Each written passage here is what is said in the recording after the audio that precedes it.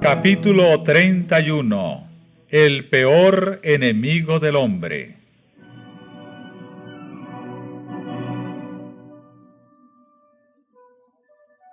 Enemistad pondré entre ti y la mujer, y entre tu simiente y la simiente suya.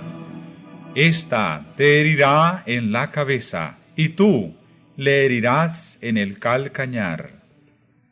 La divina sentencia pronunciada contra Satanás después de la caída del hombre fue también una profecía que, abarcando las edades hasta los últimos tiempos, predecía el gran conflicto en que se verían empeñadas todas las razas humanas que hubiesen de vivir en la tierra.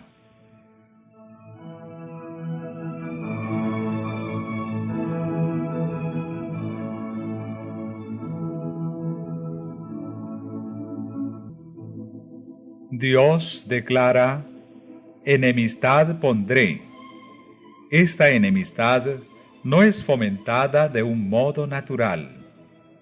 Cuando el hombre quebrantó la ley divina, su naturaleza se hizo mala y llegó a estar en armonía y no en divergencia con Satanás.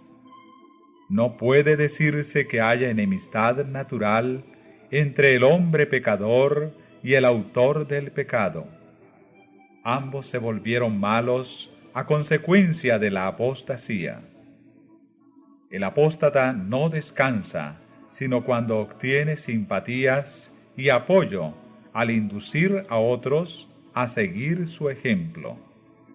De aquí que los ángeles caídos y los hombres malos se unan en desesperado compañerismo. Si Dios no se hubiese interpuesto especialmente, Satanás y el hombre se habrían aliado contra el cielo, y en lugar de albergar enemistad contra Satanás, toda la familia humana se habría unido en oposición a Dios.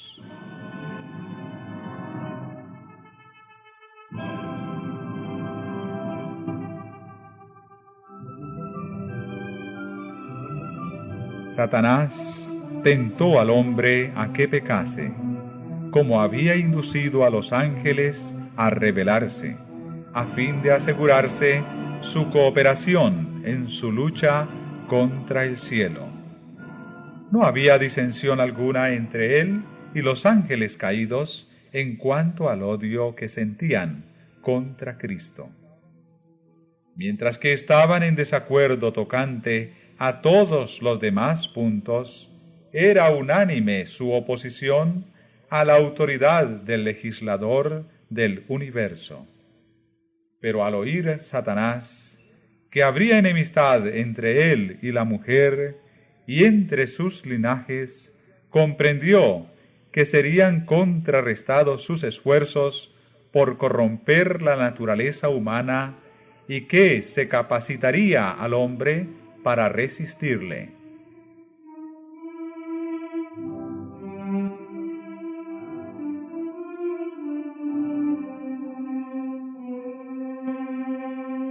Lo que enciende la enemistad de Satanás contra la raza humana es que ella, por intermedio de Cristo, es objeto del amor y de la misericordia de Dios.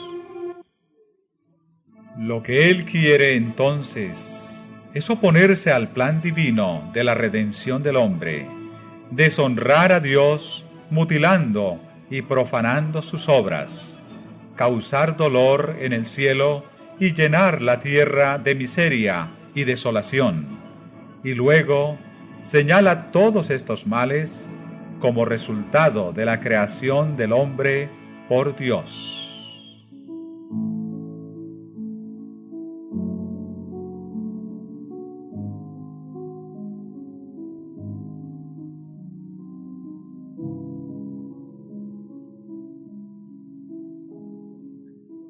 La gracia que Cristo derrama en el alma es la que crea en el hombre enemistad contra Satanás. Sin esta gracia transformadora, y este poder renovador, el hombre seguiría siendo esclavo de Satanás, siempre listo para ejecutar sus órdenes. Pero el nuevo principio introducido en el alma crea un conflicto allí donde hasta entonces reinó la paz. El poder que Cristo comunica habilita al hombre para resistir al tirano y usurpador. Cualquiera que aborrezca el pecado en vez de amarlo, que resista y venza las pasiones que hayan reinado en su corazón, prueba que en él obra un principio que viene enteramente de lo alto.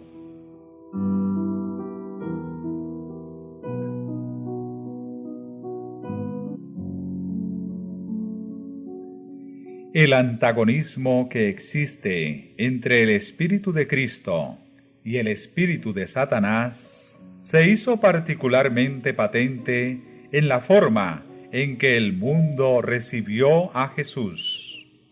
No fue tanto porque apareció desprovisto de riquezas de este mundo, de pompa y de grandeza, por lo que los judíos le rechazaron. Vieron que poseía un poder más que capaz de compensar la falta de aquellas ventajas exteriores. Pero la pureza y santidad de Cristo atrajeron sobre él el odio de los impíos. Su vida de abnegación y de devoción sin pecado era una continua reprensión para aquel pueblo orgulloso y sensual. Eso fue lo que despertó enemistad contra el Hijo de Dios. Satanás y sus ángeles malvados se unieron con los hombres impíos. Todos los poderes de la apostasía conspiraron contra el defensor de la verdad.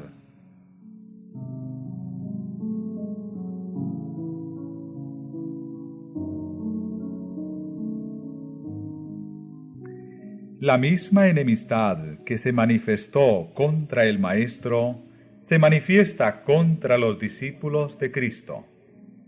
Cualquiera que se dé cuenta del carácter repulsivo del pecado y que con el poder de lo alto resista a la tentación, despertará seguramente la ira de Satanás y de sus súbditos. El odio a los principios puros de la verdad, las acusaciones y persecuciones contra sus defensores existirán mientras existan el pecado y los pecadores. Los discípulos de Cristo y los siervos de Satanás no pueden congeniar. El oprobio de la cruz no ha desaparecido. Todos los que quieren vivir piadosamente en Cristo Jesús padecerán persecución.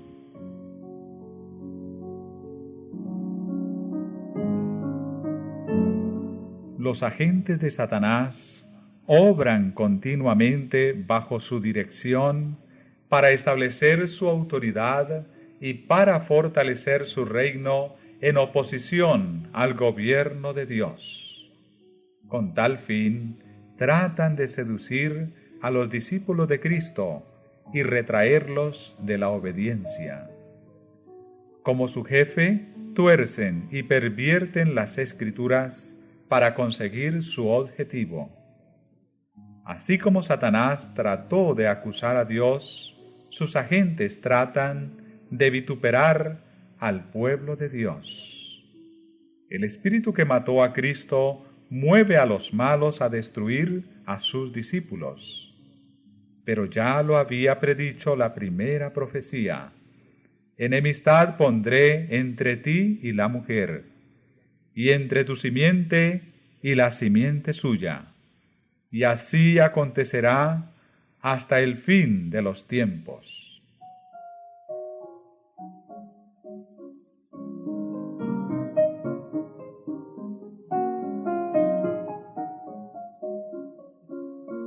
Satanás reúne todas sus fuerzas y lanza todo su poder al combate. ¿Cómo es que no encuentra mayor resistencia? ¿Por qué están tan adormecidos los soldados de Cristo? ¿Por qué revelan tanta indiferencia? Sencillamente porque tienen poca comunión verdadera con Cristo, porque están destituidos de su espíritu. No sienten por el pecado la repulsión y el odio que sentía su Maestro. No lo rechazan como lo rechazó Cristo, con decisión y energía. No se dan cuenta del inmenso mal y de la malignidad del pecado, y están ciegos en lo que respecta al carácter y al poder del príncipe de las tinieblas. Es poca la enemistad que se siente contra Satanás y sus obras, porque hay mucha ignorancia acerca de su poder y de su malicia, y no se echa de ver el inmenso alcance de su lucha contra Cristo y su Iglesia. Multitudes están en el error a este respecto. No saben que su enemigo es un poderoso general que dirige las inteligencias de los ángeles malos y que, merced a planes bien combinados y a una sabia estrategia, guerrea contra Cristo para impedir la salvación de las almas. Entre los que profesan el cristianismo y hasta entre los ministros del Evangelio, apenas si se oye hablar de Satanás, a no ser tal vez de un modo incidental, desde lo alto del púlpito. Nadie se fija en las manifestaciones de su actividad y éxito continuos. No se tienen en cuenta los muchos avisos que nos ponen en guardia contra su astucia. Hasta parece ignorarse su existencia.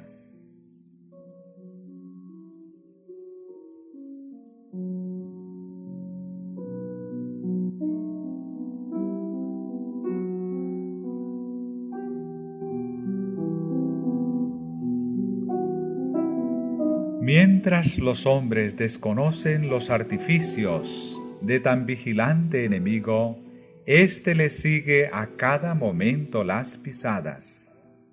Se introduce en todos los hogares, en todas las calles de nuestras ciudades, en las iglesias, en los consejos de la nación, en los tribunales, confundiendo, engañando, seduciendo, arruinando por todas partes las almas y los cuerpos de hombres, mujeres y niños, destruyendo la unión de las familias, sembrando odios, rivalidades, sediciones y muertes.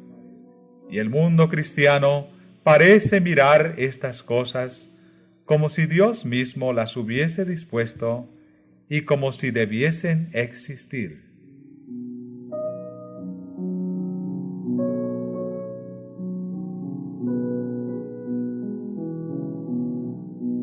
Satanás está tratando continuamente de vencer al pueblo de Dios, rompiendo las barreras que lo separan del mundo.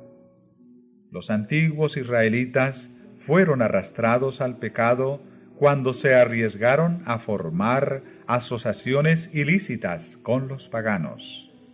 Del mismo modo se descarría el Israel moderno. El Dios de este siglo cegó los entendimientos de los incrédulos, para que no les resplandezca la lumbre del Evangelio de la gloria de Cristo, el cual es la imagen de Dios. Todos los que no son fervientes discípulos de Cristo son siervos de Satanás. El corazón aún no regenerado ama el pecado y tiende a conservarlo y paliarlo. El corazón renovado aborrece el pecado y está resuelto a resistirle. Cuando los cristianos escogen la sociedad de los impíos e incrédulos se exponen a la tentación. Satanás se oculta a la vista y furtivamente les pone su venda engañosa sobre los ojos. No pueden ver que semejante compañía es la más adecuada para perjudicarles, y mientras más se van asemejando al mundo en carácter, palabras y obras, más y más se van cegando.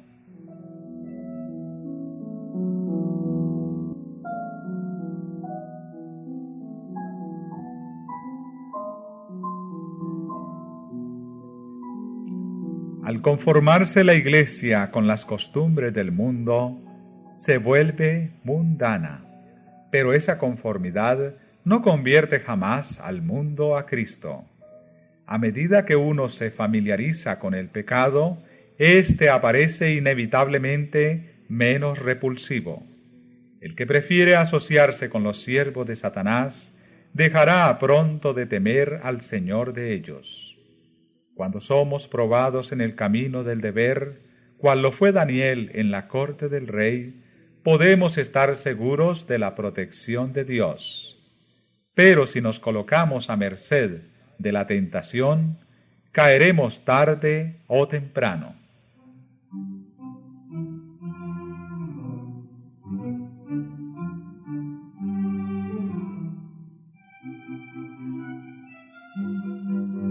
El tentador obra a menudo con el mayor éxito por intermedio de los menos sospechosos de estar bajo su influencia. Se admira y honra a las personas de talento y de educación, como si estas cualidades pudiesen suplir la falta del temor de Dios o hacernos dignos de su favor. Considerados en sí mismos, el talento y la cultura son dones de Dios. Pero cuando se emplean para sustituir la piedad, cuando en lugar de atraer al alma a Dios, la alejan de Él, entonces se convierten en una maldición y un lazo. Es opinión común que todo lo que aparece amable y refinado debe ser, en cierto sentido, cristiano. No hubo nunca error más grande. Cierto es que la amabilidad y el refinamiento deberían adornar el carácter de todo cristiano, pues ambos ejercerían poderosa influencia en favor de la verdadera religión. Pero deben ser consagrados a Dios, o de lo contrario, son también una fuerza para el mal. Muchas personas cultas y de modales afables que no cederían a lo que suele llamarse actos inmorales son brillantes instrumentos de Satanás. Lo insidioso de su influencia y ejemplo los convierte en enemigos de la causa de Dios, más peligrosos que los ignorantes.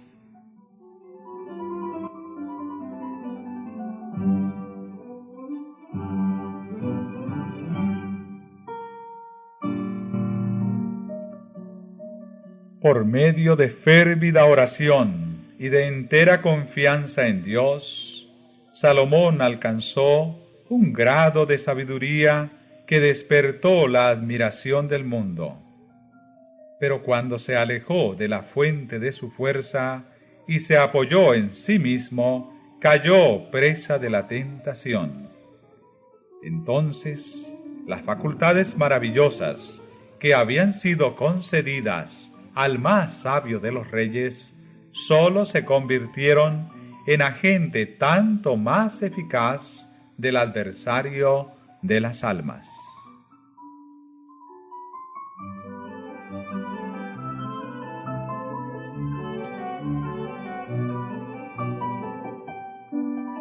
Mientras que Satanás trata continuamente de cegar sus mentes para que no lo conozcan, los cristianos no deben olvidar nunca que no tienen que luchar contra sangre y carne, sino contra principados, contra potestades, contra señores del mundo, gobernadores de estas tinieblas, contra malicias espirituales en los aires. Esta inspirada advertencia resuena a través de los siglos hasta nuestros tiempos. Sed templados y velad, porque vuestro adversario el diablo, cual león rugiente, anda alrededor buscando a quien devore. Vestíos de toda la armadura de Dios, para que podáis estar firmes contra las acechanzas del diablo.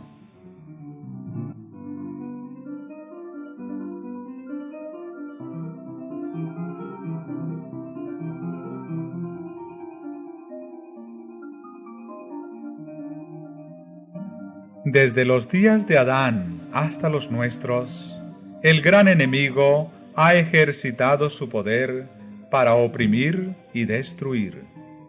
Se está preparando actualmente para su última campaña contra la Iglesia. Todos los que se esfuerzan en seguir a Jesús tendrán que entrar en lucha con este enemigo implacable. Cuanto más fielmente imite el cristiano al divino modelo, tanto más seguramente será blanco de los ataques de Satanás. Todos los que están activamente empeñados en la obra de Dios, tratando de desenmascarar los engaños del enemigo y de presentar a Cristo ante el mundo, podrán unir su testimonio al que da San Pablo cuando habla de servir al Señor con toda humildad y con lágrimas y tentaciones.